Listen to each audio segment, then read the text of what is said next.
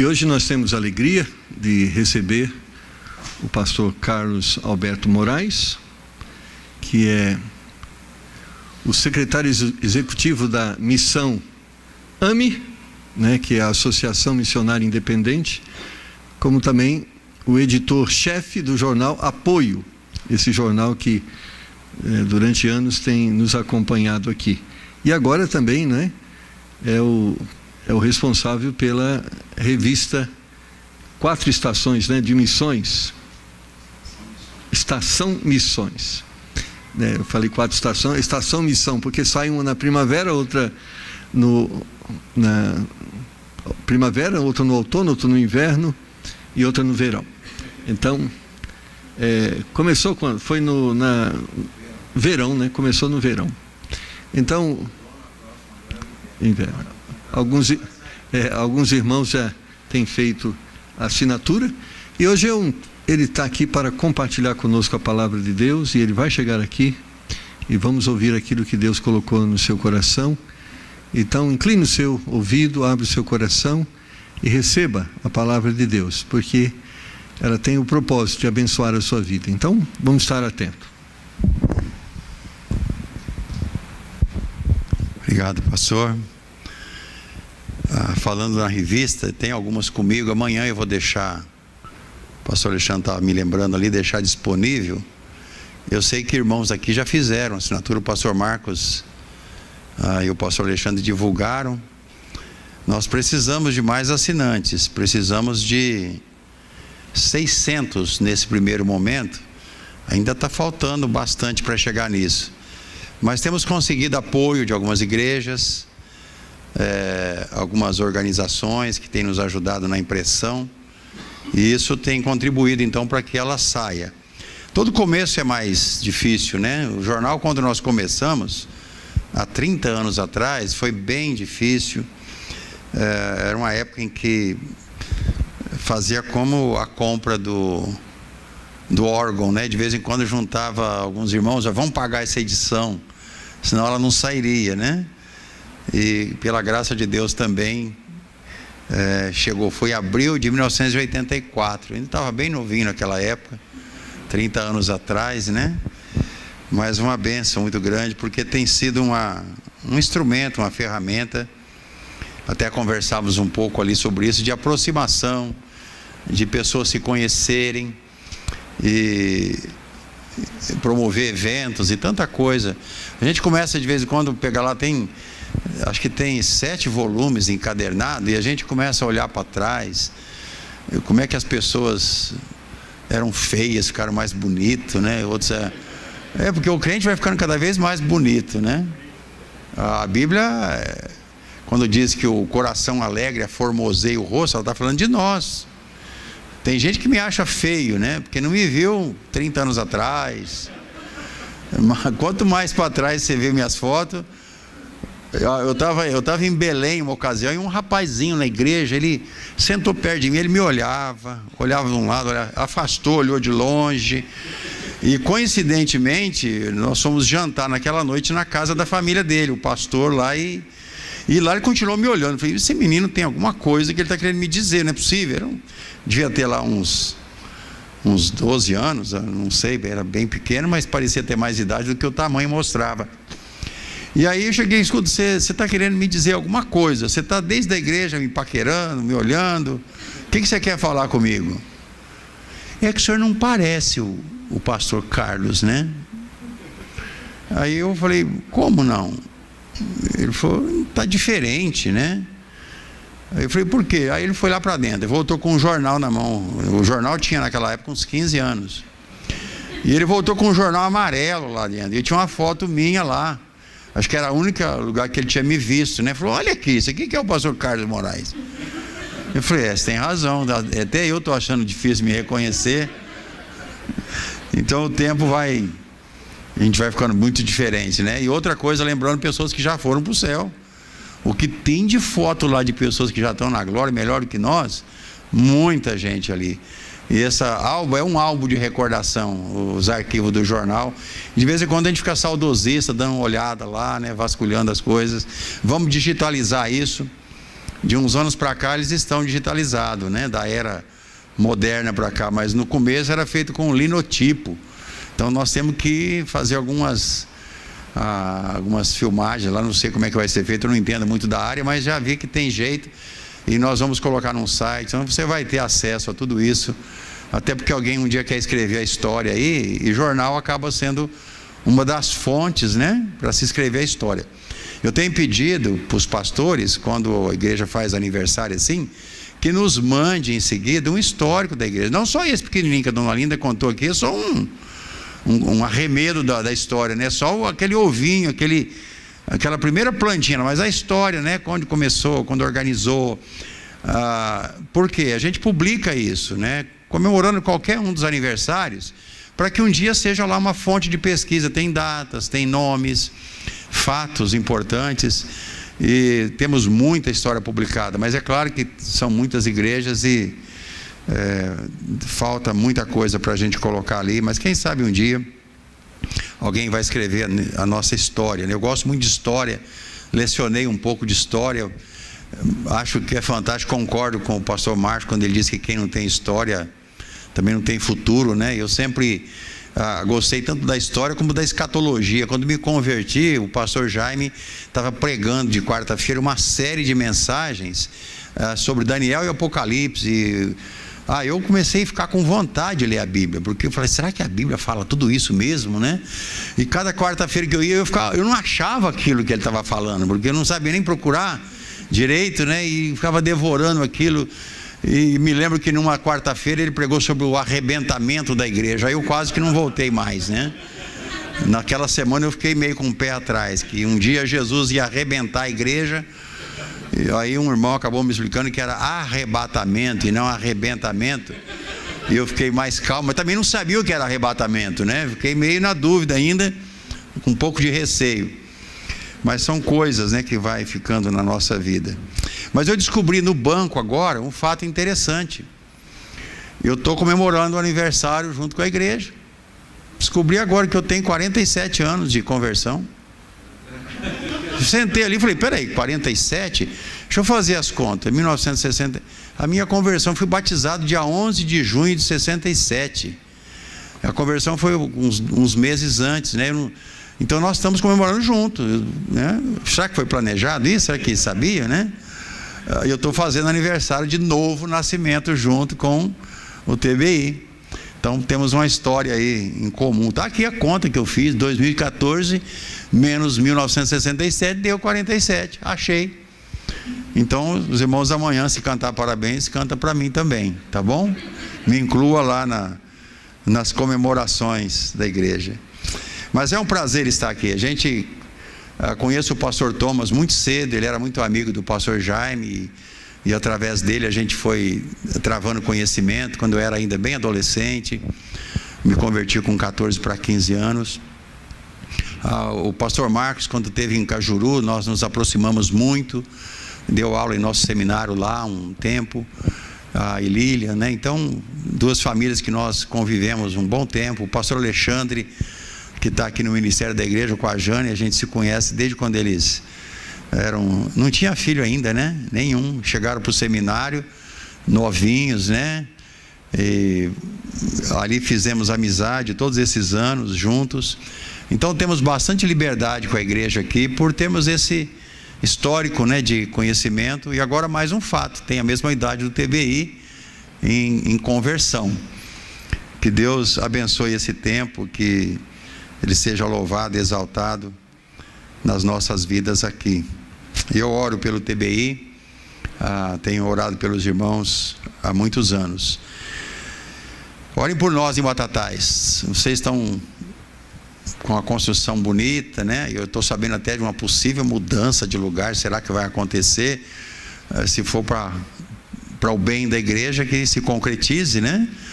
Mas nós estamos lá pagando o terreno, o trabalho do pastor Almir, que eu estou ajudando ele lá em Batatais. E a semana passada nós tivemos um documento da imobiliária dizendo: está livre para projetos de construção. Então liberaram o loteamento. Nós temos 755 metros quadrados. Eu falei para o pastor Marcos hoje, ele já sabe mais do que eu. Para construir é uma jornada, né? Vocês imaginam cavucar. Fomos lá, eu e o pastor Almir, no dia seguinte que chegou a carta de liberação do loteamento, e chegamos lá olhando, e o pastor Almir, andamos pelo bairro, fomos lá no terreno, oramos de novo ali. É uma esquina, né, de uma avenida, um canteiro. O canteiro tem quase a largura dessa igreja aqui, porque é um fio de alta tensão que passa lá no meio. Então é um lugar muito bem localizado no bairro. E o pastor Emílio começou a reclamar: estou decepcionado, estou frustrado. E eu falei: mas peraí, nós viemos aqui, liberou o terreno, está decepcionado com o quê? Ele falou: porque já tem muita gente cavucando alicerce. No dia seguinte eu queria ser o primeiro a fazer o buraco do alicerce aqui, e já não vamos mais ser o primeiro, né? Mas é lógico, muita gente já estava esperando, né, para fazer ali a construção, e certamente nós vamos demorar um pouquinho mais para ter o início das construções. Mas ore por nós, que esse trabalho possa continuar ali pela glória do Senhor. Isaías capítulo 6, onde faremos a leitura. Pastor Marcos me disse que o tema seria chegando mais perto de Deus, mensagens que nos levasse a esse posicionamento com relação às nossas vidas. E esse capítulo 6, junto com o capítulo 1 de Isaías, tem algo a nos dizer sobre a proximidade, o chamado de Deus e muitas outras áreas da nossa vida. Eu quero ler um pouquinho o capítulo 1, antes de lermos o capítulo 6, porque para nós entendermos bem o fundo, o que estava no coração de Isaías, no capítulo 6, nós precisamos entender o contexto em que ele estava vivendo, a nação de Israel naqueles dias. E o capítulo 1 tem alguns versículos que vão nos dando detalhadamente a situação que vivia a nação de Israel nos dias em que Isaías teve o seu chamado, essa visão que ele teve da glória de Deus, que mudou completamente a sua vida a partir de então. O capítulo 1, aí começando com o versículo 1, não vou ler todo o capítulo, mas apenas acompanhando, eu vou citando alguns. Versículo 2: ouvi, ó céus, e dá ouvidos tu, ó terra, porque o Senhor tem falado, criei filhos e engrandeci-os, mas eles se rebelaram contra mim. O boi conhece o seu possuidor, o jumento a manjedoura do seu dono, mas Israel não tem conhecimento, meu povo não entende. Você vai um pouco mais à frente, o versículo 9: se o Senhor dos Exércitos não nos tivesse deixado algum remanescente, já como Sodoma seríamos e semelhantes a Gomorra. E mais à frente um pouco, o versículo 14: as vossas luas novas e as vossas solenidades, a minha alma as odeia, já me são pesadas, já estou cansado de as sofrer. E você vai olhando frases no capítulo 1 inteiro e percebe que a nação de Israel vivia um momento de distanciamento de Deus. Havia uma apostasia quase que dominante naqueles dias com relação às coisas do Senhor. Até que nós chegamos no capítulo 6 e temos essa passagem que conhecemos muito bem e que traz para nós algumas lições importantíssimas. Mas ainda recordando um pouquinho ali do capítulo 1, se você der uma olhada nos versículos 5 e 6, talvez sejam os piores. Talvez o quadro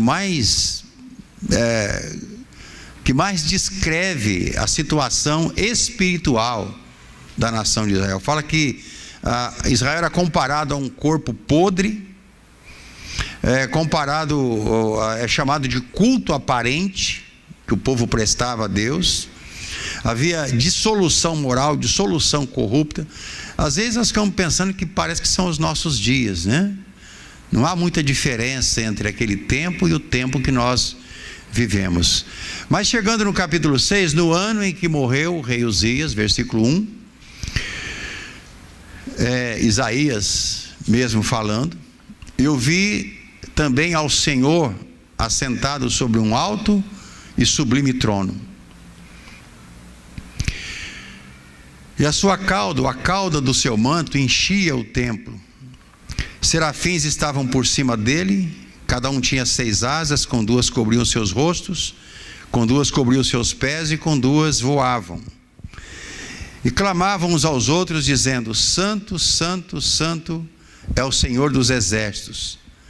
Toda a terra está cheia da sua glória.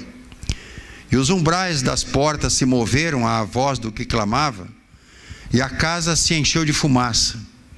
Então disse eu: ai de mim, pois estou perdido, porque sou um homem de lábios impuros, e habito no meio de um povo de impuros lábios, e os meus olhos viram o Rei, o Senhor dos exércitos. Porém um dos serafins voou para mim, trazendo na sua mão uma brasa viva, que tirara do altar com uma tenaz. E com a brasa tocou a minha boca e disse: eis que isso tocou os teus lábios, e a tua iniquidade foi tirada, e expiado o teu pecado. Depois disso ouvi a voz do Senhor que dizia: a quem enviarei, e quem há de ir por nós? Então disse eu: eis-me aqui, envia-me a mim. Pai, nós te louvamos por essa porção da sua palavra. Colocamos nossa mente e coração nas suas mãos, rogando ao Senhor que nos abençoe nessa noite. O seu Espírito usa a palavra na vida do seu povo para edificação. Que o Senhor nos conduza às nossas necessidades nessa noite, porque oramos ao Senhor em nome de Jesus. Amém. Quando Isaías foi ao templo para esse momento, e eu acredito pelo contexto que era um momento em que não havia nenhuma oficiação no templo, não é mencionado que houvesse algo acontecendo lá. Provavelmente um momento em que Isaías vai sozinho para uma oração particular, um tempo de buscar a Deus, levar ali o peso que estava no seu coração, abrir a sua alma, como nós fazemos. Eu me lembro quando novo convertido, nós tínhamos, eu e um irmão, de vez em quando a gente ia à tarde na igreja, só nós dois. Ele tinha uma chave, a mãe dele era zeladora da igreja, e nós íamos lá para orar. E era gostoso chegar, ele ficava de um lado da igreja, eu ficava do outro, a gente se ajoelhava ali, e nós ficávamos orando em voz alta, os dois. Era quase uma competição de quem orava mais alto, né? Porque de repente o volume ia subindo. Acho que os vizinhos pensavam: esses dois meninos são meio malucos, né? Porque escutava ali certamente na vizinhança. O prédio não tinha muita acústica, era fácil sair o som lá de dentro. Mas nós nos acostumamos em, pelo menos uma vez por semana, nos juntarmos para aquele momento de oração. E sabe, a gente começava a orar intercedendo por irmãos, citando nominalmente as pessoas da igreja, alguns problemas que tinham sido mencionados no último culto na igreja. Mas de repente a gente começava a falar de si mesmo, de nós mesmos, e a gente abria o coração. Fizemos muita confissão, a gente sabia muitos podres um do outro ali, por orarmos em voz alta. O volume ia abaixando nessas horas, mas ainda assim era audível, né? E de vez em quando eu até parava, ficava escutando. Nossa, né? Tá feia a coisa ali, né? Mas é abrir o coração. A Bíblia fala muito desse abrir o coração diante do Senhor.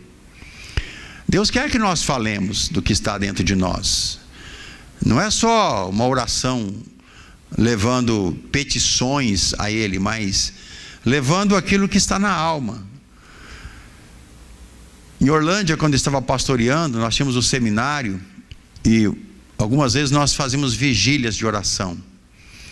Eu não sei se quando o Alexandre estava lá pegou alguma época disso, mas eu me lembro de uma noite, nós estávamos indo a semana inteira orar pela cidade, pelos irmãos na igreja, e alguns membros da igreja, jovens, a maioria eram jovens, não era fechado para ninguém, mas os jovens tinham mais liberdade para isso, por causa do seminarista. E a gente junto lá, acabava as aulas, a gente ia orar. A mesma coisa, cada um sentava num banco, deitava no chão, sentava, alguns dormiam até na hora da oração, já era tarde, mas a gente ficava lá sem um tempo determinado, até as orações irem parando, e a gente então pegava um monte de folheto e saía para a rua, colocando cada dia numa área, colocando nas caixas das casas. Mas, irmãos, eu me lembro que uma daquelas noites ali, Deus começou a mover os corações de uma maneira assim tão singular, que começou a haver choro. Todo mundo de repente estava chorando, ninguém estava mais orando ali. Aquela noite foi um tempo de um choro prolongado. Você escutava soluços, lamentos, não havia sons inteligíveis, ninguém estava falando em língua não, viu? Tava naquele momento que a Bíblia fala que o Espírito Santo intercede por nós com gemidos inexprimíveis. Havia um lavar de alma naquele momento. Naquela noite nós não fomos para a rua, nós ficamos lá, alguns dormiram ali, uns foram embora, outros ficaram, ninguém conversou mais no final daquela noite. Sabe, quase todos aqueles que estavam lá estão no ministério hoje, quase todos. Eu fico me lembrando daquela noite, o que Deus fez ali, sabe, era um desses momentos assim de buscar o Senhor sozinho, embora fosse um grupo, mas naquele momento cada um estava, ele e Deus ali, abrindo o coração. Nós não podemos ficar sem isso. De vez em quando você precisa abrir o seu coração diante de Deus. O mundo hoje é muito agitado. Eu, quando chego em São Paulo, eu já mudo meu comportamento. Eu não sou daqui, não gosto daqui. Eu não conseguiria viver num lugar como São Paulo. Por isso eu tenho grande admiração pelos irmãos que conseguem viver num lugar desse, né? Lá onde eu moro, 1 hora é 1 hora, 10 quilômetros são 10 quilômetros, né? As coisas são normais ainda, você ainda consegue planejar alguma coisa, diferentemente daqui, né? Que você nunca sabe o que vai acontecer. E eu venho muito assim no fim de semana, onde o metrô não está tão lotado, né? As ruas parecem do interior em alguns lugares. Mas eu já peguei isso aqui em situações em que 6 quilômetros levou 4 horas e meia. Lá para aquela M-Boi Mirim, aquele fim de mundo que tem ali. Eu passei um dia das mães pregando numa igreja lá. Fomos para uma congregação de manhã e ia voltar para o almoço, que era 1, nós almoçamos às 4. E já tinha todo mundo ido embora. Porque lá não tem engarrafamento, ali tem entrançamento. Os carros trançam com o outro e ninguém anda, fica parado. 6 quilômetros a pé, eu faço caminhada de 5 quilômetros todo dia. Quando eu estou em casa, fora de casa, é um caminho que eu tenho medo de andar em lugar estranho. Mas 5 quilômetros por dia caminhando. Mas ali eram 6 quilômetros e quase 5 horas dentro do carro. E eu falei para o pastor José Reginaldo: pastor, vai embora daqui. À noite na igreja, no domingo, eu falei: irmãos, eu tenho um convite para fazer para vocês. Vamos embora para Batatais, nós estamos começando uma igreja lá. Está precisando de pianista, de violonista, tudo que tem. Vamos embora todo mundo. E o pessoal começou a rir. Eu falei: vamos amanhã mesmo. Aí o pastor José Reginaldo levantou: não, pastor, não faz isso comigo não. Eu também vou ficar sozinho aqui não. Não dá para viver num lugar desse. Então é muito mais difícil ter momentos assim. Embora eu sei que no meio da multidão, muitas vezes as pessoas estão solitárias. É só você cruzar com gente aí nesse tumulto a pessoa parece estar transparente, ele passa e não te vê, ninguém está vendo ninguém. Quando eu estou aqui em São Paulo, eu tenho mania de observar as pessoas. Eu estou ali olhando, eu olho para uma pessoa, ele não está ali, né? Você olha para ele, você procura ver, parece que ele desvia, tem medo de olhar. Eu não sei, eu acho que eu fico meio corpo estranho, né? Olhando para as pessoas. Falo: que esse cara está me olhando tanto, dentro do metrô. Eu fico encarando as pessoas, né? Bem olhando, mas não olham, não tem coragem de olhar para a gente, né? Agora, diante de Deus, nós precisamos de ter momentos, né? Você tem que ter lá no seu cantinho de oração, no seu quarto, naquele lugar onde você fica sozinho. Nós não precisamos de um templo como Isaías precisou, né? Na verdade, nunca foi necessário um templo para se encontrar com o Senhor. Mas havia uma solenidade maior quando alguém ia ao templo no Antigo Testamento. Isaías vai num momento em que certamente ele tinha anseios para colocar diante de Deus, havia temores, havia receios, havia muita coisa que ele queria abrir ali o seu coração, e certamente ele estava orando quando teve aquela visão mencionada aqui no capítulo 6. Tudo que aconteceu ali, naquele momento, nessa passagem, determinou o que seria os outros 40 anos na vida do profeta Isaías. E sabe, não foi uma vida fácil.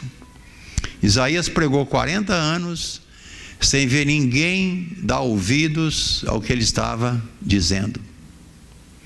E o pior é que, se você continua lendo o capítulo 6 adiante, você vai perceber que Deus disse para ele que o ministério dele não teria nenhum resultado.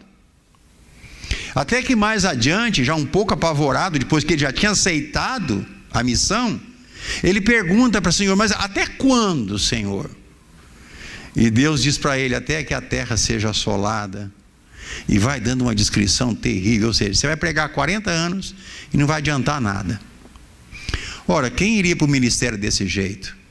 Todo missionário começa o ministério fazendo planos, né, de construir uma igreja, trazer pessoas, ter comunhão, congregar. Agora você começa e Deus diz: não vai adiantar nada. Vão ouvir, mas não vão dar bola. Coração duro. Que coisa terrível.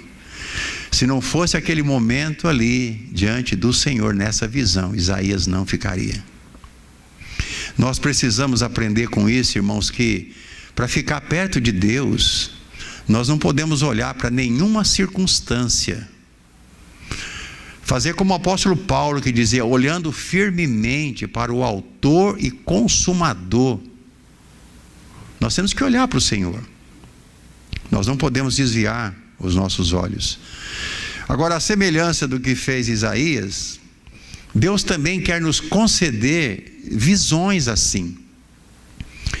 Visão dessa soberania de Deus. Quando nós estamos numa crise, seja ela qual for, nós precisamos ver Deus de um modo diferente. Eu sempre tenho dito, e já aconteceu muitas vezes na minha vida, talvez amanhã cedo eu fale sobre isso, quando nós estamos na sala de espera de Deus. Porque tem coisa que para Deus falar comigo, para falar com o pastor Alexandre, para falar com qualquer um dos seus filhos, Ele precisa de nos colocar numa situação em que nós só podemos olhar para Ele, não tem mais nada. Já viu aquela criança pequena que ela começa, e quando ela está muito agitada, ir para lá e para cá, enquanto você não consegue ganhar a atenção, até que você pega e senta ela com certa firmeza: senta aqui e me escuta, né? Aí então ele leva aquele choque, aquele susto, e você então ganhou o ouvido. Às vezes Deus faz isso conosco: senta aqui. E muitas vezes a situação que nós vivenciamos nos leva a sentar e ficar mais perto de Deus. E eu acredito que, com toda certeza, Isaías vivia um momento assim na sua vida. Uma sociedade hedonista naqueles dias, uma total inversão de valores vivia a sociedade judaica. Os absolutos de Deus eram negados como são negados hoje. Falar de um Deus absoluto hoje, numa sociedade relativista, é como falar para o nada. As suas palavras não fazem sentido. Não tem no pensamento das pessoas nada que é verdade absoluta. Não existe isso.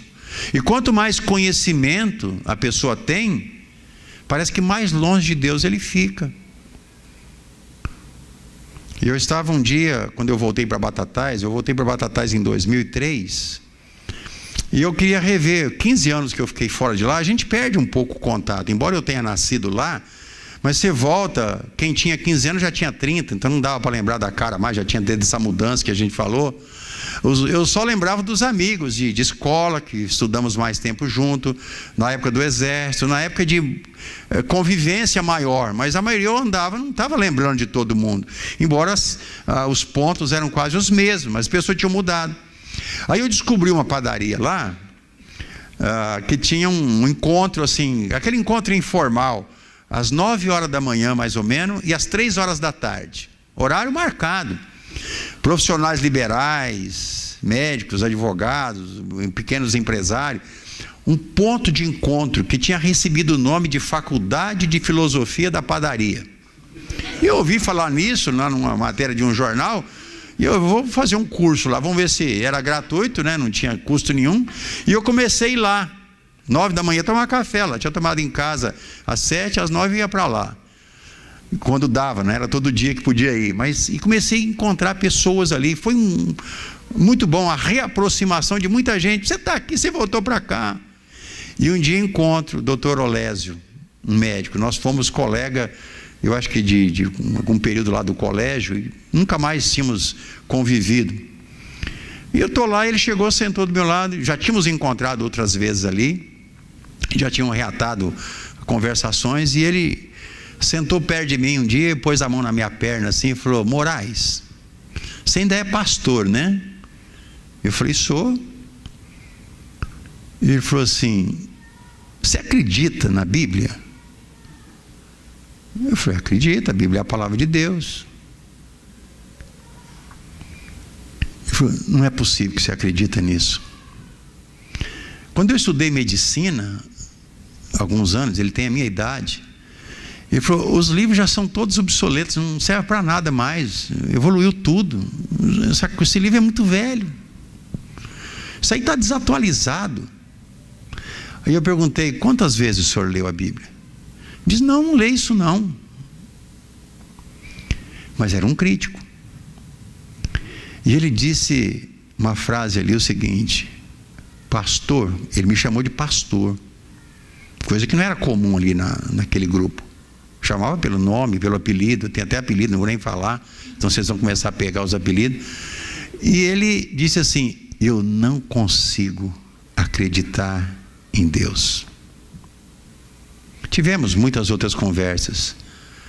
Era um homem amargo, amargurado, um filho drogado, perdeu a vida num acidente, estava em processo naquele momento de separação da esposa. Sabe aquelas pessoas que nada mais tem significado? Não havia na vida daquele homem nenhum absoluto, nada para ele tinha um padrão que ele pudesse olhar e dizer: bem, aqui eu me agarro. Irmãos, nós temos Deus, que bênção que é isso, né? Você já pensou na bênção de ser crente em Jesus Cristo? Nós não só estamos salvos, mas estamos seguros na mão de um Deus imutável. E quando Isaías foi ao templo, ele teve essas visões ali. E eu quero falar dessas visões porque elas dizem muito a nós hoje, onde a sociedade se distancia cada vez mais de Deus, e a maioria dos crentes também vão nesse ritmo. Não tem uma relação íntima com o Senhor. Passa a ser apenas uma formalidade, e nós caímos no perigo de chegarmos a uma religião, meramente uma religião, como qualquer outra. Perceba o risco disso nas nossas igrejas, de ficarmos mais fiéis a uma causa do que a um Senhor. Eu creio que devemos ter causas, mas uma causa que pertence ao Deus dessa causa, e nós seremos apenas instrumentos para isso. Do contrário, nós perderemos o rumo. A primeira visão que Isaías teve aqui no capítulo 6 foi a visão da glória de Deus. Nós não podemos perder de vista a glória do Senhor.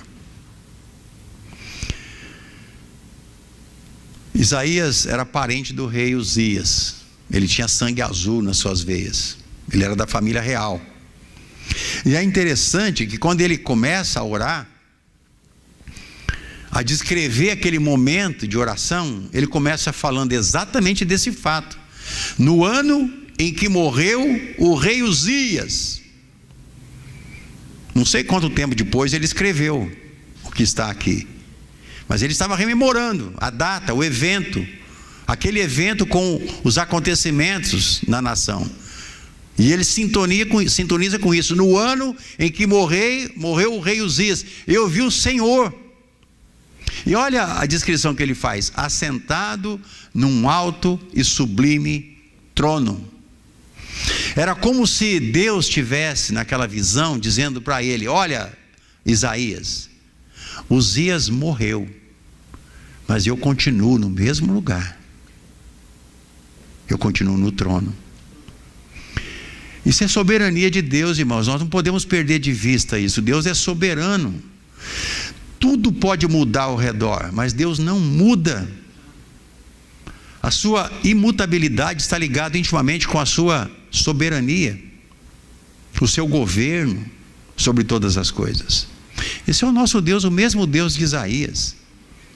Nenhuma circunstância deve nos afastar dessa visão de Deus assentado no trono, porque se perdermos isso de vista, a ansiedade vai acabar conosco.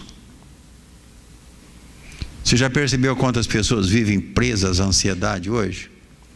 Se você abrir um lugar de aconselhamento para pessoas que têm problemas emocionais, você vai trabalhar da hora que você acorda até a hora que você dorme à noite, e não vai resolver o problema de ninguém.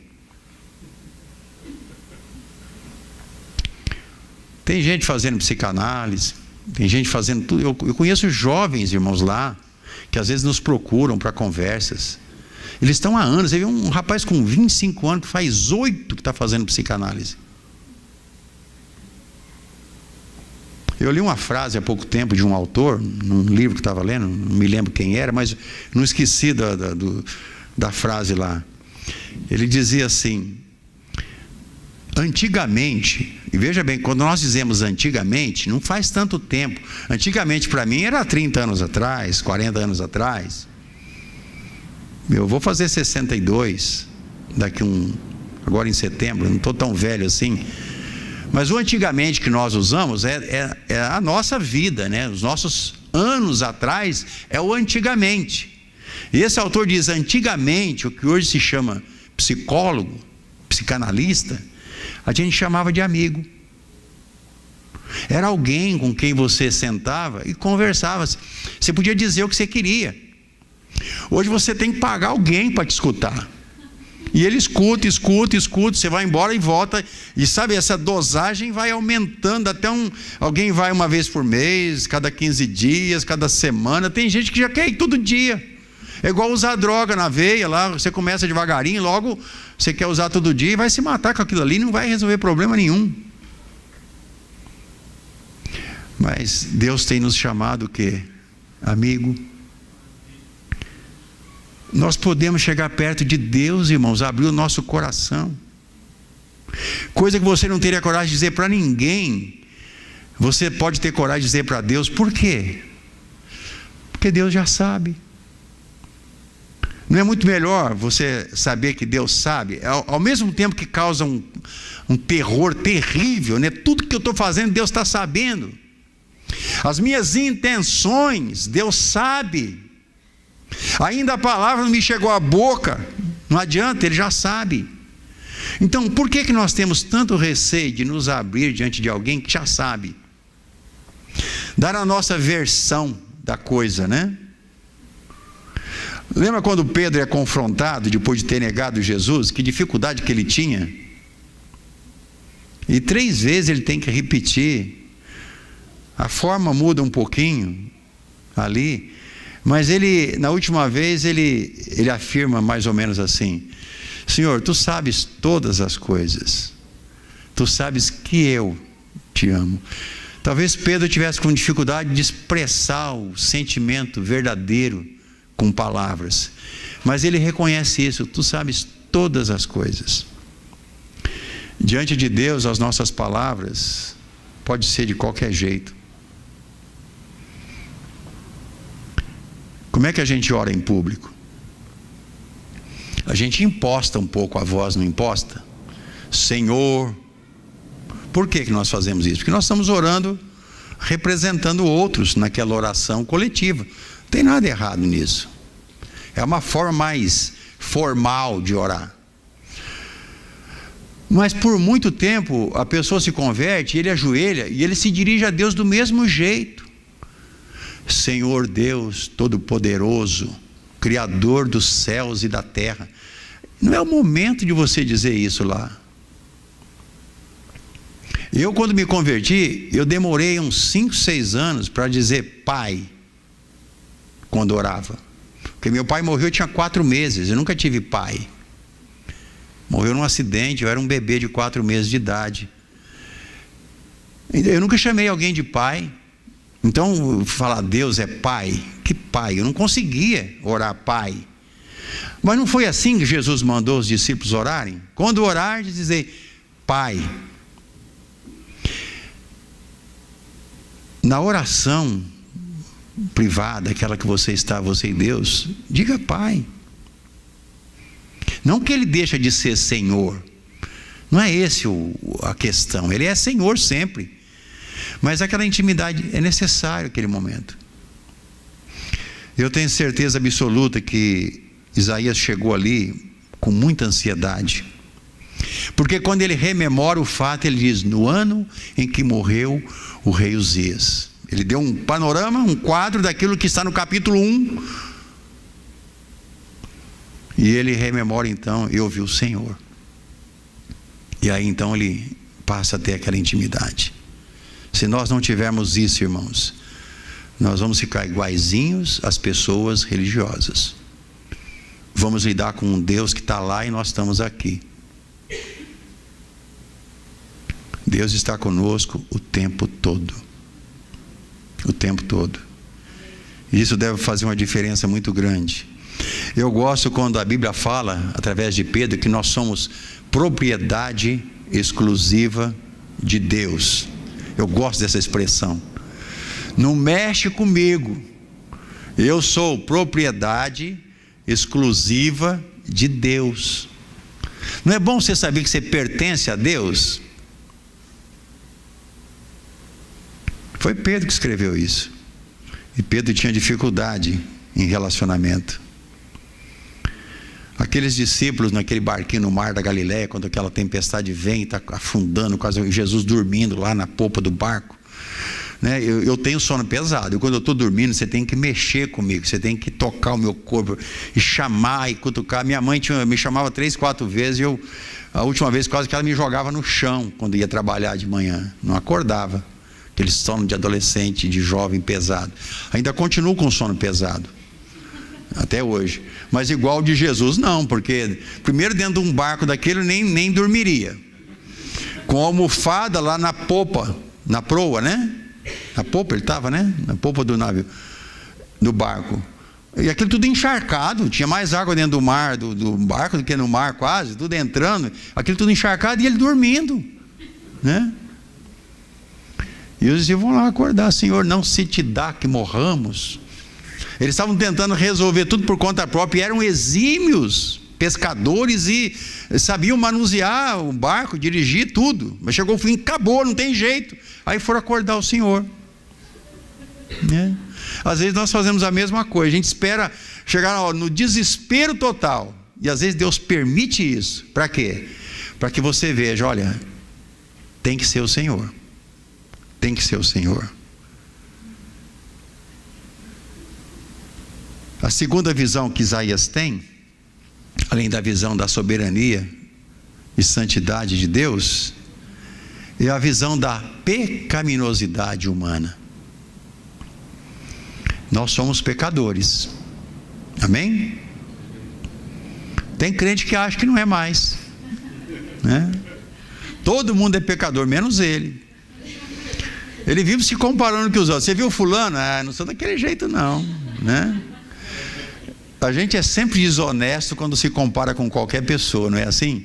Você procura o ponto fraco de alguém, aquela coisa que o cara não sabe nem fazer, e você é exímio naquela área, você não sabe nada, né? Por quê? Porque você quer parecer melhor que o outro. Agora, quando você se compara com Deus, tem jeito de fazer isso? Qualquer coisa que você for comparar, você sai perdendo de 10-0, né? Já sai derrotado, de 7-1, né? Diz o pastor Marcos aqui. O versículo 5 do capítulo 6, quando Isaías tem essa visão da santidade de Deus, ele diz: ai de mim. aquela ideia de estou perecendo, né? Estou perdido, porque sou um homem de lábios impuros, que habito no meio de um povo de impuros lábios, e os meus olhos viram o Rei dos Exércitos. Então, quando nós olhamos para o Senhor, ou quando o Brasil olha para a Alemanha agora, para fazer jus ao pensamento do pastor Marcos, se vê como é realmente, né? Não se compara com alguém pior, mas com alguém melhor. Aí então você sente. E veja bem que a expressão que Isaías usa aqui dá a ideia de alguém que está prestes a morrer, que está perecendo mesmo, aquela sensação de ser destruído, na verdade. Porque quando nós olhamos a santidade de Deus, nós nos vemos como realmente somos. E precisamos disso, irmãos. Olhar para o Senhor na sua santidade e ver o quanto nós somos pecadores, o quanto nós vivemos distante da sua glória, da sua majestade. Hoje a sociedade tem destronado Deus de tal forma que nem se sabe mais o que é santo. Para muita gente hoje, o único sentido de santidade que existe é quando alguém é canonizado numa religião. Aí ele é colocado em uma posição referendada por leis para se tornar alguém superior de alguma forma dentro das crenças. E o povo de Deus é muito tentado a viver assim. Você já percebeu como tem hoje gente correndo atrás de pastor que tem oração forte? Né? Ah, vou lá, porque é a romaria evangélica, né? Não, eu vou lá. Um dia eu vi um irmão saindo de uma igreja lá em Batatais, dessas neopentecostais, eu vi ele saindo, e ele é de uma igreja bem conservadora. E eu fiquei intrigado. Aí, quando encontrei ele da outra vez, eu perguntei: escuta, eu te vi tal dia saindo da igreja tal, o que você foi fazer lá? Aí ele ficou todo desconcertado. Não, sabe o que é? Eu estava com uns problemas assim, muito grandes. E lá você já viu aquele pastor lá, quando ele ora, sabe? Fica todo arrepiado, né? E eu falei: você ficou arrepiado? Ele falou assim: fiquei, rapaz. É assim que as pessoas estão vivendo, né? Você pensa que nós também não somos um pouco assim? Se não for o pastor orar por mim, não valeu muito não. Quem quer a irmã Maria que veio lá, a oração da irmã Maria, né? Irmãos, afinal de contas, é quem ora ou a quem se ora que tem importância? É a pessoa que está orando? Não, é Deus que responde orações. É claro que quando você tem parceria de oração com alguém, você se sente melhor, você se sente bem. Eu me lembro desse jovem que a gente orava junto. A gente se encontra, toda vez que a gente se encontrava, a gente saía orando um pelo outro. Quando a gente se distanciou um pouco, até no telefone orava um pelo outro. Ah, ora você por mim. Não, ora você primeiro. E a gente fez oraçãozinha curtinha, mas orava. O pastor Thomas gosta muito de orar no telefone, né, com as pessoas. Já orou por mim um monte de vezes no telefone. O pastor Romulo, toda vez que ele liga para mim, ele fica 3 horas conversando. Aliás, falando, porque só escuto, né? E no final ele fala: agora você ora por mim, né? E eu tenho que orar por ele. De vez em quando ele ora por mim também, mas ele gosta mais que eu oro, porque ele percebe no final que eu não falei nada, só escutei. Então ele me dá a chance de ser o que vai terminar a reunião de uma fala única, orando, né, naquele momento. Mas você tem parcerias de oração que ajudam muito. Eu não sou contra isso, e nem contra a pessoa querer que o pastor ore por ele. Não vai você deixar de procurar o pastor, mas é quando só aquela pessoa, a oração dela que é especial. Você começa a acreditar em pessoas, você começa a ter um tipo de relacionamento religioso perigoso, para não dizer idolatria, mas já começa a partir para um lado que pode chegar a algum lugar complicado mais à frente. Agora, o mundo tem destronado tanto Deus que mesmo as religiões, quando buscam em oração, é mera formalidade para conseguir alguma coisa de um Deus que é quase um negociante quando você se propõe a trocar o que está sendo oferecido a Ele, para Ele te dar alguma coisa de volta. É o tal do evangelho da prosperidade que vai dominando o pensamento. E nós corremos o risco, sim, irmãos, de repente passar a viver desse jeito, de não vermos que nós somos pecadores, que nós dependemos de olhar para esse Deus que está na glória, em majestade, no trono e numa santidade. Além de ver a santidade e a pecaminosidade, a outra visão que Isaías tem está no versículo 6 e 7. Então um dos serafins voou para mim, trazendo na mão uma brasa viva que tirara do altar, com uma tenaz. Com a brasa tocou a minha boca. Por que tocou a minha boca? Por que ele faz questão de dizer isso? Porque ele tinha dito antes que ele era um homem de lábios impuros, vivendo no meio de um povo de impuros lábios. Veja bem a importância de você ser específico quando ora. Eu era aluno do seminário, eu nunca esqueço disso, e um colega lá aprontou um negócio lá que prejudicou a classe toda, tivemos problemas lá, e um dos pastores, que era professor, descobriu que era ele, já tinham tratado com ele lá, numa sala separada, tinham resolvido a questão de acordo com as normas da escola, mas chegou na sala, depois que ele voltou, falou assim: agora você vai ficar em pé aqui, e você vai orar e confessar o seu pecado, porque o seu pecado atingiu a classe inteira, você tem que confessar também aqui, né, para todo mundo saber o que foi e te perdoar junto. E aquele rapaz ficou em pé, e ele começou aquela oração: Senhor Deus Todo-Poderoso, Soberano, Criador, e foi andando, né? E ele falava, e tu sabe todas as coisas, e não sei. Olha, mas ele falou tanto, ele já não tinha mais o que falar de Deus. Tudo quanto é atributo, ele já tinha colocado ali, e estava esgotando. E o professor lá, esperando. Aí chegou a hora que ele perdeu a paciência, porque a aula já estava quase acabando. Ele falou: fulano de tal, fala o que você fez, fala que você fez isso, isso, isso e isso, porque Deus já sabe, e todo mundo aqui já está sabendo também. Acabou confessando por ele, porque ele não conseguia falar.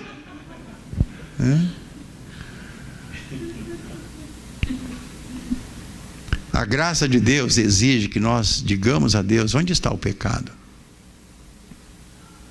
Onde está o pecado? Porque é exatamente ali que Deus vai tocar, e diz aqui: ela tocou os teus lábios, no final do versículo 7, a tua iniquidade foi tirada e perdoado o seu pecado. Quantos além de mim já teve confissão de pecado e o pecado foi perdoado naquele momento? Você já teve isso? Você sente um alívio? Não é tão bom quando você levanta que você conseguiu confessar o pecado, e você levanta dali realmente com aquela sensação que Jesus diz, né? Vinde a mim e eu vos aliviarei. Você realmente levanta aliviado. Irmãos, não tem nada na vida que substitui isso. Não tem tratamento nenhum. Alguém já disse que a maioria das pessoas que sofrem de problemas emocionais, doenças psicossomáticas, resulta de pecado acumulado e nunca confessado. Aquilo vai deixando a pessoa doente. Por isso a sociedade está vivendo como está, uma dependência de coisas que não lhe traz solução. Muitas vezes nós confiamos em nós, na sabedoria que temos, na igreja, no pastor, nas nossas ideias, e esquecemos de confiar na graça de Deus. E foi a graça de Deus que naquele momento tocou exatamente onde estava o problema de Isaías.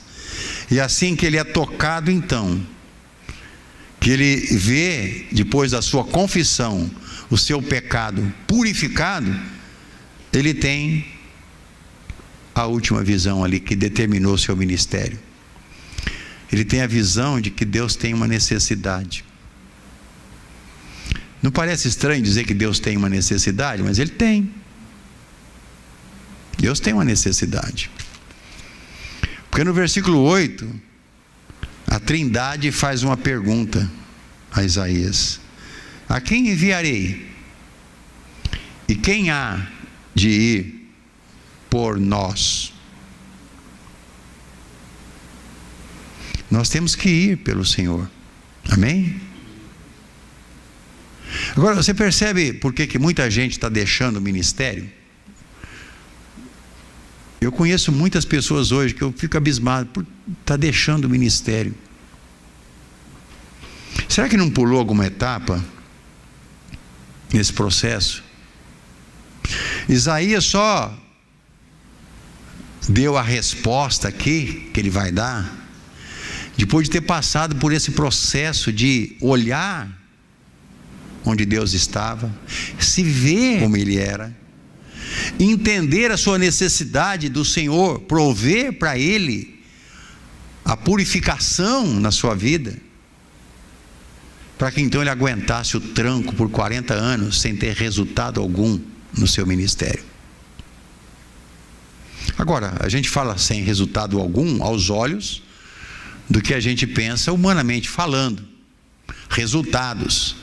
Mas você conhece na Bíblia algum profeta que tenha falado mais sobre a vinda do Messias do que Isaías?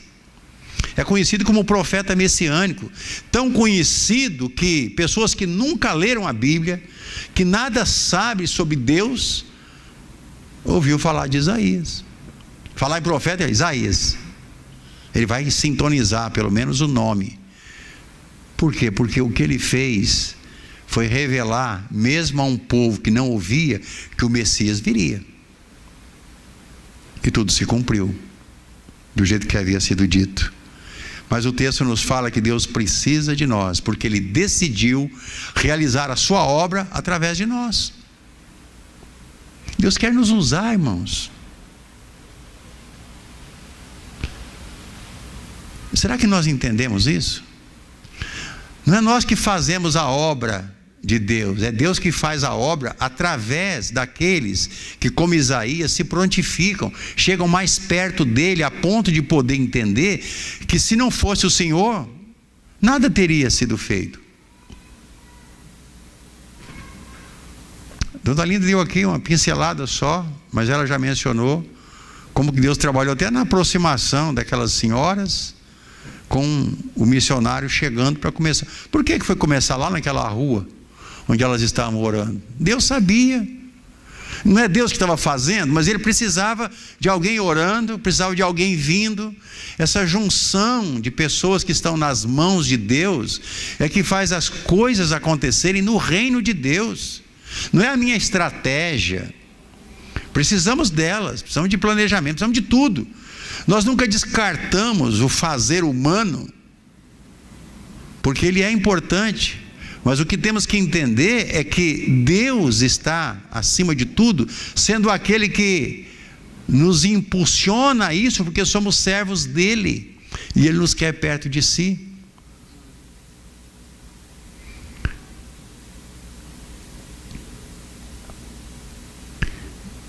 Abra sua Bíblia em 2 Coríntios 5, capítulo 5, de versículo 17 a 20. Eu quero que você acompanhe essa leitura.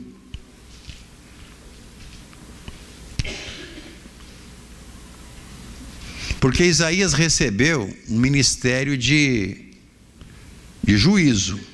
Se você olhar o capítulo 6 aí, quando você chega no versículo 9, logo depois que ele se prontifica aí, versículo 9 diz assim, Isaías 6: então disse ele, é o Senhor falando aqui para Isaías: vai, diz a este povo, ouvis de fato e não entendeis, e vedes em verdade, mas não percebeis.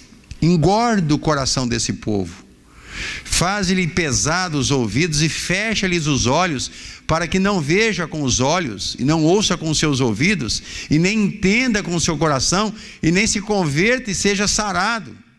É quando Isaías então pergunta no versículo 11, até quando? Agora veja bem que no capítulo 5 de 2 Coríntios, 17 a 20, tem o ministério que Deus deu a nós, igreja aqui, eu, você, o povo de Deus na nova aliança. E é um texto que eu gosto demais porque diz respeito a nós todos. Versículo 17: assim que se alguém está em Cristo, nova criatura é. As coisas velhas já passaram, eis que tudo se fez novo. Tudo isso provém de Deus. O que é isso? Graça de Deus, que nos reconciliou consigo mesmo por Jesus Cristo e nos deu o ministério da reconciliação. Isaías recebeu um ministério de condenação. Ele ia dizer para o povo de um julgamento terrível. E está dizendo aqui o ministério da reconciliação. 19: isto é, Deus estava em Cristo reconciliando consigo o mundo, não lhe imputando os seus pecados, e pôs em nós a palavra da reconciliação, de sorte que somos embaixadores da parte de Cristo, como se Deus por nós rogasse. Rogamos-vos, pois, da parte de Cristo, que vos reconcilieis com Deus. É isso que nós temos que dizer para as pessoas. Dizer que nós somos uma nova criatura em Cristo, e que eles também poderão ser, porque Jesus veio para reconciliar o homem com Ele. Irmãos, o mundo precisa saber disso. A missão da igreja é unicamente esta: proclamar a glória de Deus, para que o evangelho alcance as pessoas. Se alguma coisa que nós estivermos fazendo não tiver sintonizado com isso, não tem valor. Não tem valor. E João capítulo 15, versículo 15, Jesus falando aos seus discípulos, ele diz assim: já não vos chamo servos, porque o servo não sabe o que faz o seu senhor, mas tenho-vos chamado os amigos, pois tudo quanto ouvi de meu Pai vos tenho dado a conhecer. Amigos são aqueles que vivem perto. Se nós somos amigos de Deus, temos que viver perto de Deus. Perto de Deus.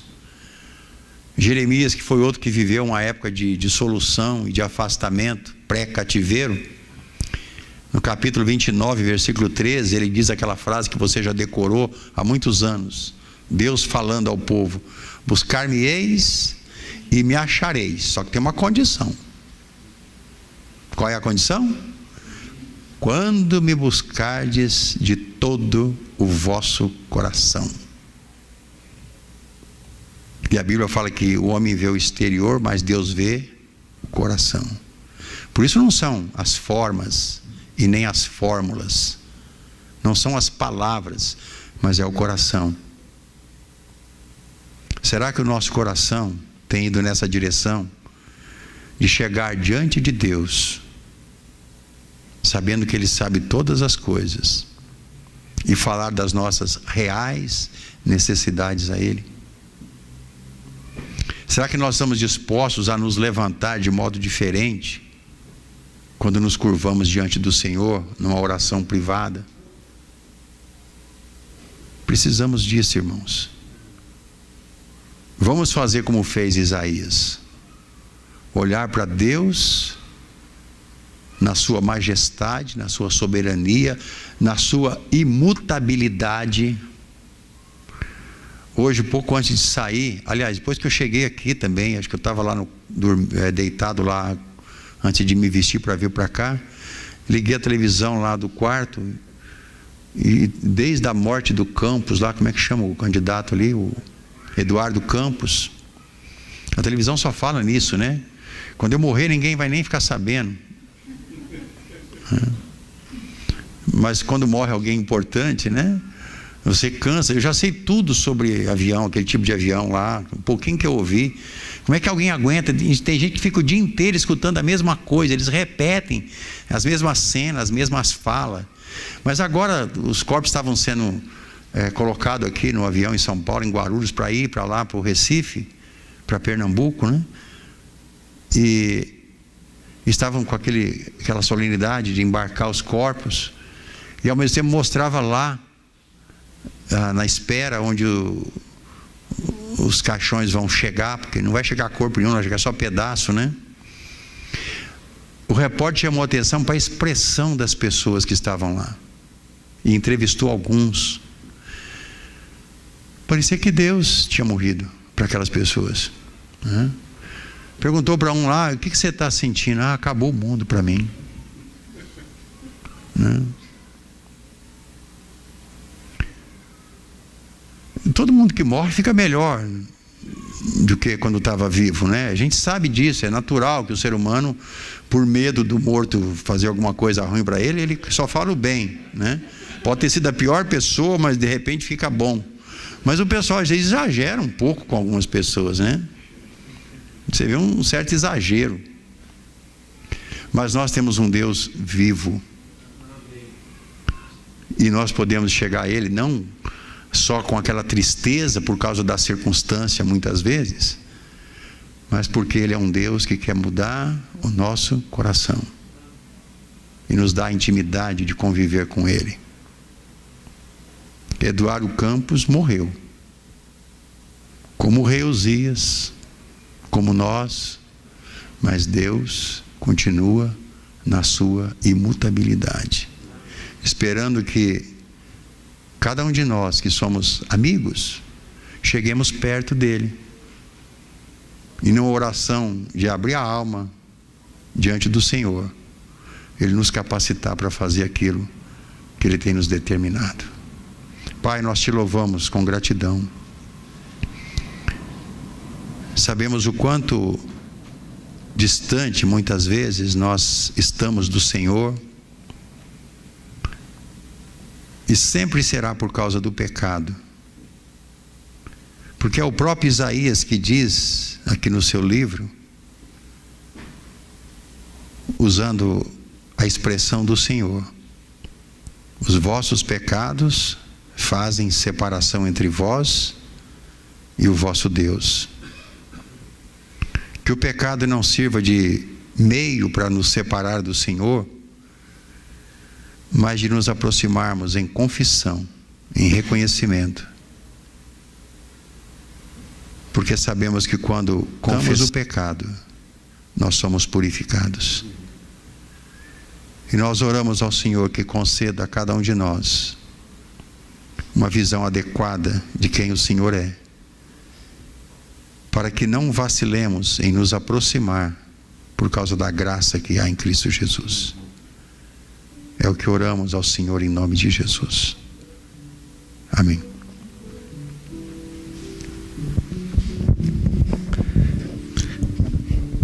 Estava pensando quando o pastor Carlos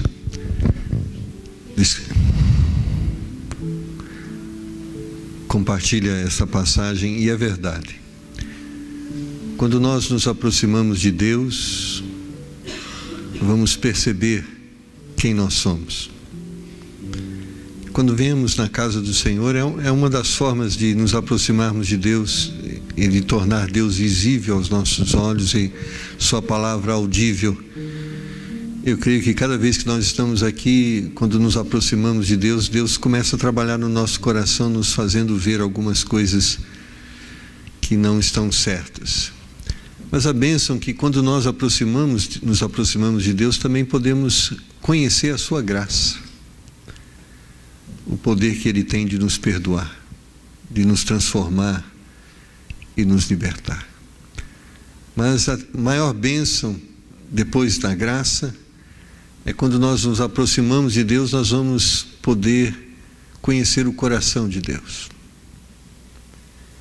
E o coração de Deus diz que nós precisamos ir ao encontro daqueles que não o conhecem, que estão longe dele.